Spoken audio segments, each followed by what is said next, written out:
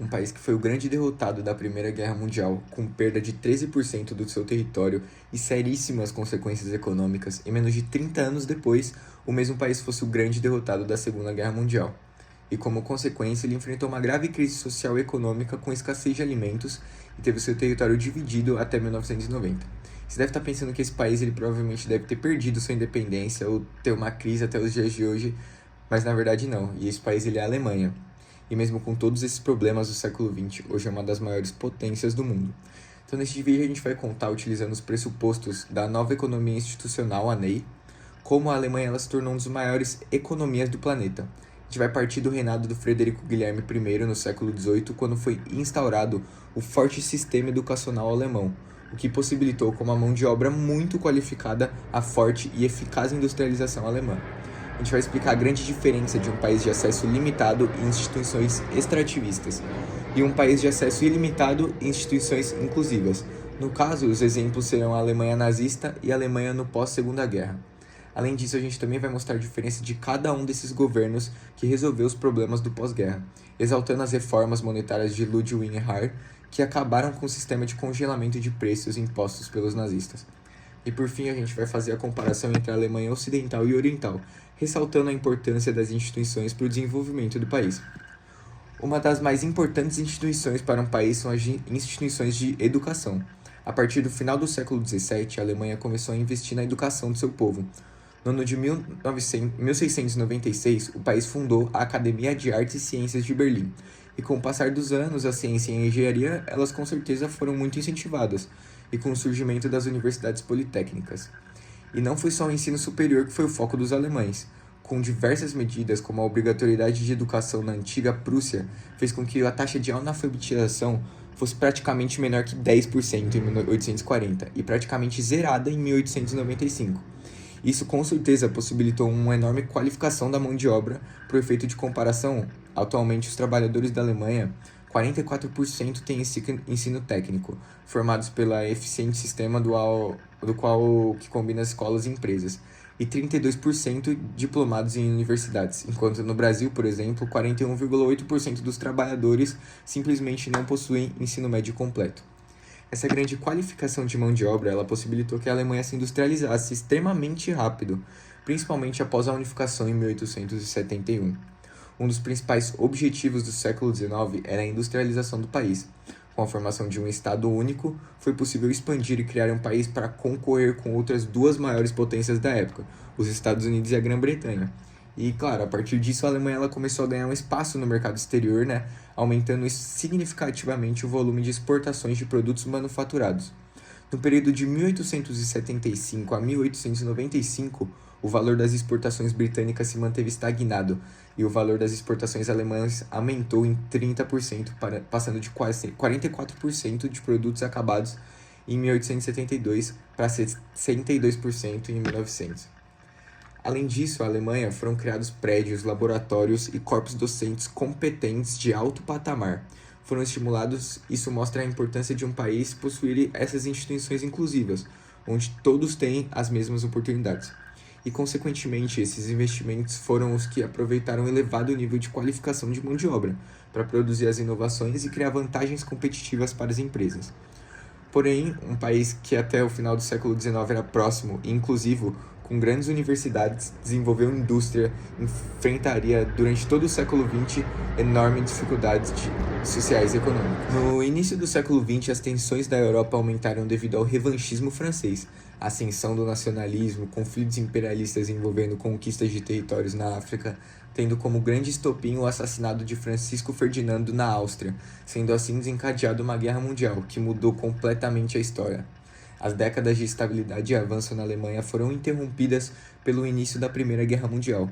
A Primeira Guerra Mundial durou entre 1914 e 1918, com diversos países separados em dois principais grupos, a Tríplice Entente, composta por Rússia, Grã-Bretanha e a França, e a Tríplice Aliança, formada pela Alemanha, Império Otomano, Itália e Áustria-Hungria. Após o fim da guerra, a Tríplice Entente saiu vitoriosa, e as consequências desse resultado, principalmente para a Alemanha, foram muito graves. No Tratado de Versalhes, os termos impostos à Alemanha incluíram, além da indenização pelos prejuízos causados durante toda a guerra aos países da Tríplice Entente, aliança entre o Reino Unido, a França e o Império Russo, a perda de parte de seu território para as nações fronteiriças, de todas as colônias sobre os oceanos e sobre o continente africano.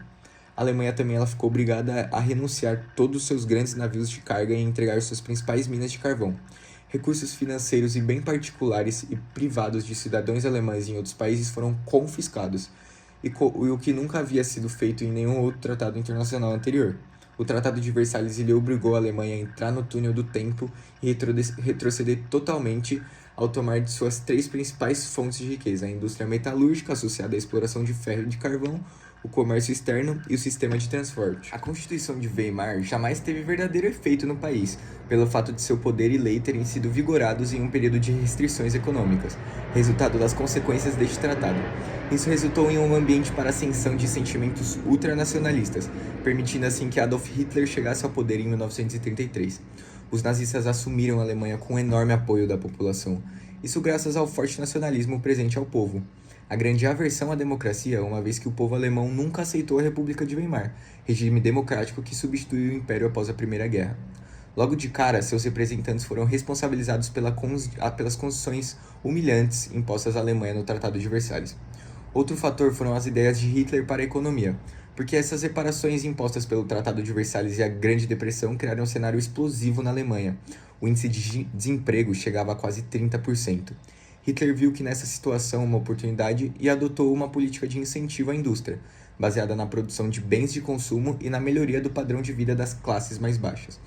Porém, com o passar do tempo, Hitler mostrou com um regime extremamente totalitário que suas ambições não eram apenas melhorar a situação do país. Um país que até 1914 tinha instituições inclusivas, com garantias de direitos de propriedades, incentivos em tecnologia, principalmente na educação, viraria a partir de 1933 um país com instituições extrativistas, com poder extremamente concentrado, nenhuma garantia de propriedade para parte da população e recursos capturados por uma pequena elite.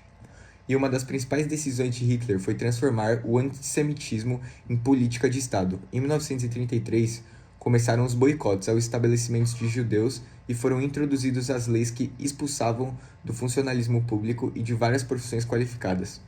Em setembro de 1935, foram aprovadas as leis de Nuremberg, que retiravam a cidadania aos judeus e proibia-lhes o casamento com alemães. E a partir de novembro de 1938, as perseguições agravavam-se e culminaram numa onda de vandalismo por todo o país.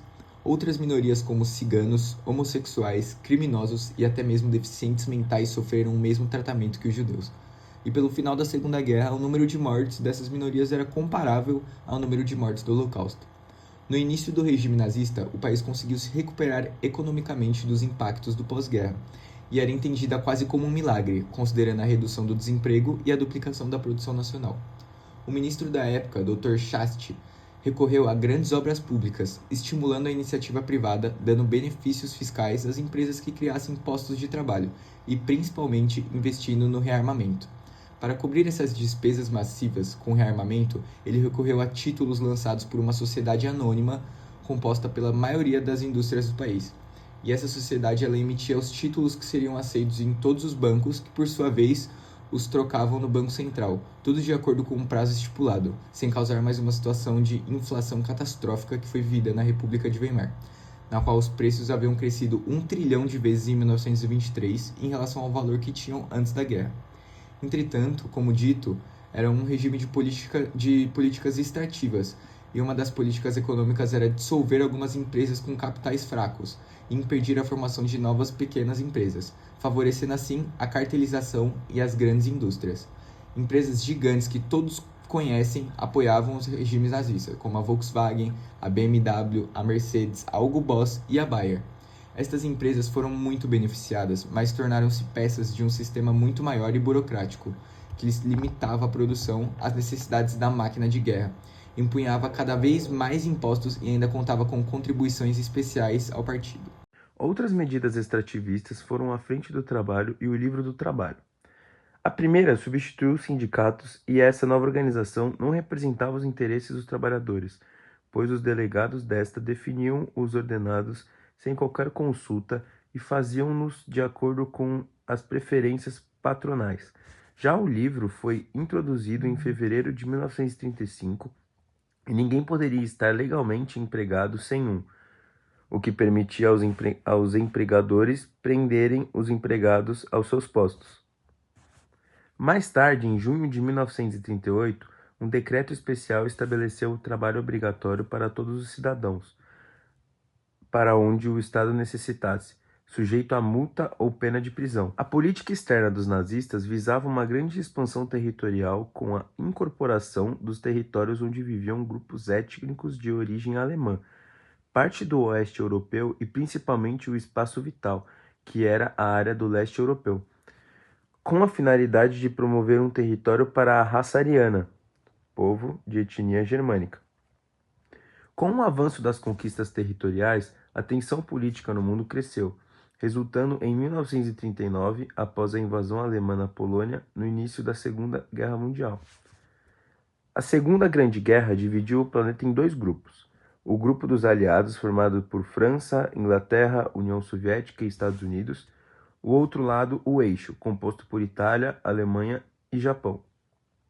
O resultado da guerra, mais uma vez, foi derrota do lado onde os alemães estavam.